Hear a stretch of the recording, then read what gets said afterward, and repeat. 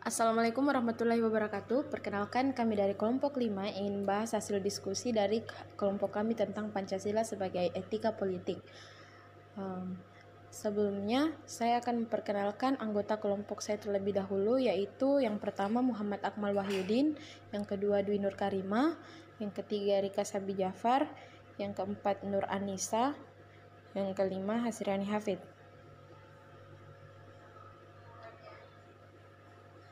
Di era politik saat ini, banyak sekali pembaharuan isi undang-undang dan aturan-aturan pemerintah lainnya, yang di dalamnya terdapat isi yang harus dipatuhi oleh seluruh kalangan, baik si pembuat maupun masyarakat.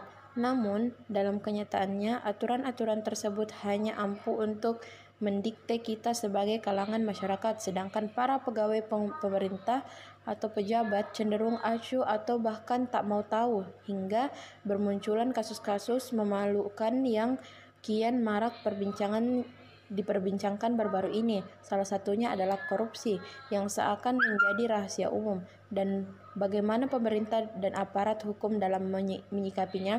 Sudah sesuaikah aturan antara permasalahan yang dibuat dengan hukum yang berlaku? Baik, selanjutnya akan dijelaskan oleh Muhammad Akmal Wahyudin. Secara substantif, pengertian etika politik tidak dapat dipisahkan dengan subjek sebagai pelaku etika, yaitu manusia. Oleh karena itu, etika politik berkait erat dengan bidang pembahasan moral. Hal ini berdasarkan kenyataan bahwa pengertian moral senantiasa menunjuk kepada manusia sebagai subjek etika. Maka kewajiban moral dibedakan dengan pengertian kewajiban-kewajiban lainnya, karena yang dimaksud adalah kewajiban manusia sebagai manusia. Walaupun dapat hubungannya dengan masyarakat, bangsa maupun negara, etika politik tetap meletakkan dasar fundamental manusia sebagai manusia. Dasar ini lebih meneguhkan akar etika politik, bahwa kebaikan senantiasa didasarkan kepada hakikat manusia sebagai makhluk yang beradab dan berbudaya. Berdasarkan suatu kenyataan bahwa masyarakat, bangsa maupun negara bisa berkembang ke arah keadaan yang tidak baik dalam arti moral, misalnya suatu negara yang dikuasai oleh penguasa atau rezim yang otoriter, yang memaksakan kehendak kepada manusia tanpa memperhitungkan dan mendasarkan kepada hak-hak dasar kemanusiaan. Dalam suatu masyarakat negara yang demikian ini, maka seorang yang baik secara moral kemanusiaan akan dipandang tidak baik menurut negara serta masyarakat otoriter, karena tidak dapat hidup sesuai dengan aturan yang buruk dalam suatu masyarakat negara. Oleh karena itu, aktualisasi etika harus senantiasa mendasarkan kepada ukuran harkat dan martabat manusia sebagai manusia. Pokok-pokok etika politik seperti: yang pertama, kebebasan berpikir dan beragama; yang kedua, pembagian kekuasaan; yang ketiga, kedaulatan rakyat; yang keempat, negara hukum demokratis atau republikan; yang kelima, hak-hak asasi manusia; dan yang terakhir, keadilan sosial. Baik, yang selanjutnya masalah akan dijelaskan oleh Nur Anissa. Masalah yang dihadapi seperti pemilihan umum, di mana pemilihan umum yang seharusnya terjadi sebagaimana tercantum dalam pasal 22E ayat 1 Undang-Undang Dasar 1945 adalah pemilihan umum secara langsung dan umum dan bersifat bebas, rahasia, jujur, dan adil. Namun bagaimanakah etika politik dari para aktor dalam pemilihan umum, khususnya calon pemerintah dan calon wakil rakyat di Indonesia?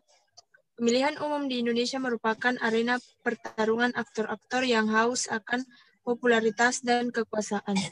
Sebagian besar petinggi pemerintahan di Indonesia adalah orang-orang yang sangat pandai mengumbar janji untuk memikat hati rakyat. Menjelang pemilihan umum, mereka akan mengucapkan berbagai janji mengenai tindakan-tindakan yang akan mereka lakukan apabila terpilih dalam pemilu. Mereka berjanji untuk mesejahterakan rakyat, meringankan biaya pendidikan dan kesehatan, mengupayakan lapangan pekerjaan bagi rakyat, dan sebagainya. Tidak hanya janji-janji yang mereka gunakan untuk mencari popularitas di kalangan rakyat melalui tindakan money politik. Perbuatan tersebut adalah perbuatan yang tidak bermoral dan melanggar etika politik. Hak pilih yang merupakan hak asasi manusia tidak bisa dipaksakan oleh orang lain. Namun melalui money politik, secara tidak langsung mereka mempengaruhi seseorang dalam penggunaan hak pilihnya. Selain itu, perbuatan para calon petinggi pemerintahan tersebut juga melanggar prinsip pemilu yang langsung, umum, bebas, rahasia, jujur, dan adil.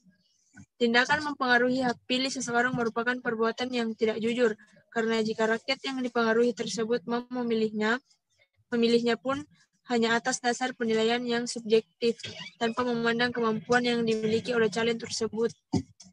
Tindakan ini juga merupakan persaingan yang tidak sehat dan tidak adil bagi calon lain yang menjadi pesaingnya.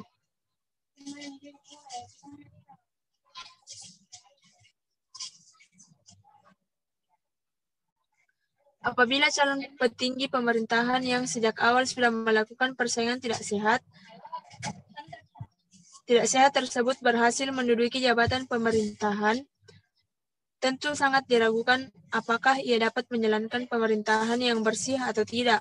Terbukti dengan begitu banyaknya petinggi pemerintahan di Indonesia saat ini, khususnya mereka yang duduk di kursi DPR sebagai wakil rakyat, yang terlibat kasus korupsi. Ini adalah buah dari kecurangan yang mereka lakukan melalui money politik, di mana mereka sudah mengeluarkan begitu banyak dana demi membeli suara rakyat. Sehingga ketika mereka berkuasa, mereka akan cenderung memanfaatkan kekuasaannya yang antara lain bertujuan untuk mengambil uang yang telah mereka keluarkan tersebut.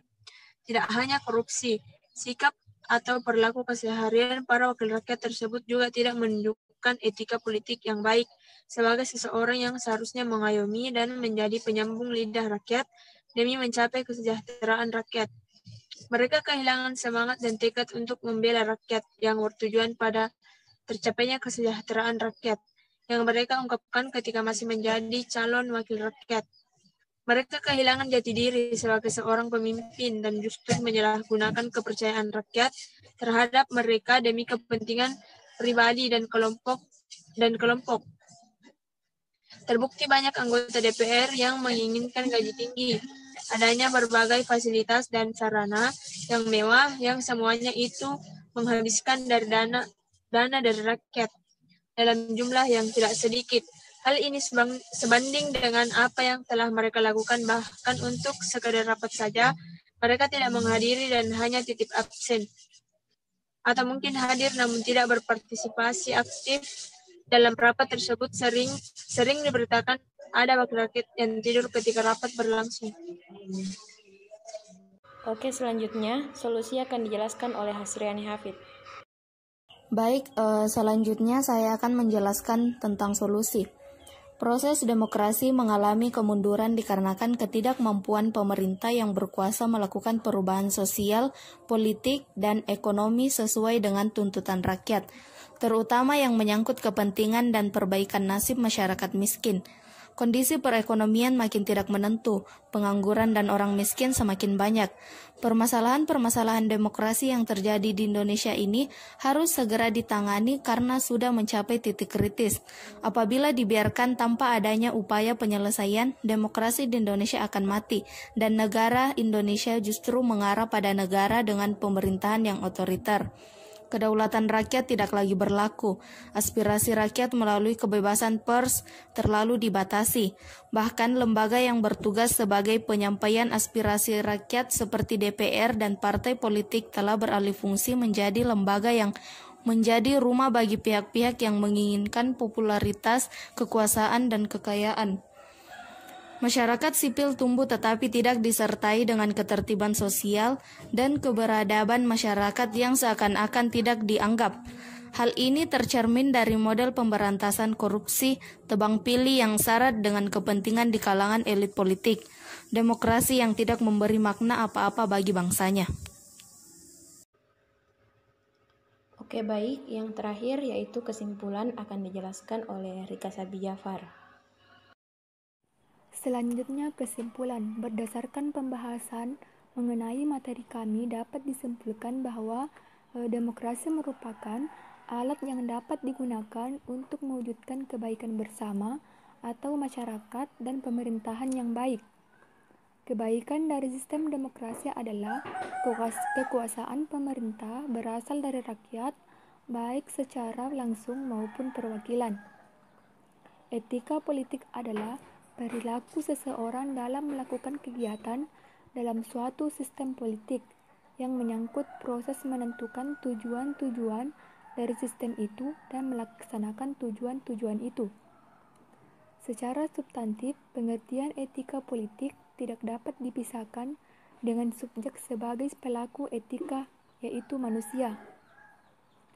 Legitimasi merupakan suatu tindakan perbuatan hukum yang berlaku atau peraturan yang ada, baik peraturan hukum formal, etnis, adat istiadat maupun hukum kemasyarakatan yang sudah lama tercipta secara sah. Dapat disimpulkan bahwa pengertian etika politik dalam legitimasi hukum adalah perilaku seseorang dalam melakukan suatu kegiatan politik yang berasaskan legalitas hukum dan aturan. Sekian dari saya. Wassalamualaikum warahmatullahi wabarakatuh. Oke, baik, saya rasa sekian dari kelompok kami. Lebih dan kurangnya mohon dimaafkan. Wabillahi taufiq wal hidayat. Wassalamualaikum warahmatullahi wabarakatuh.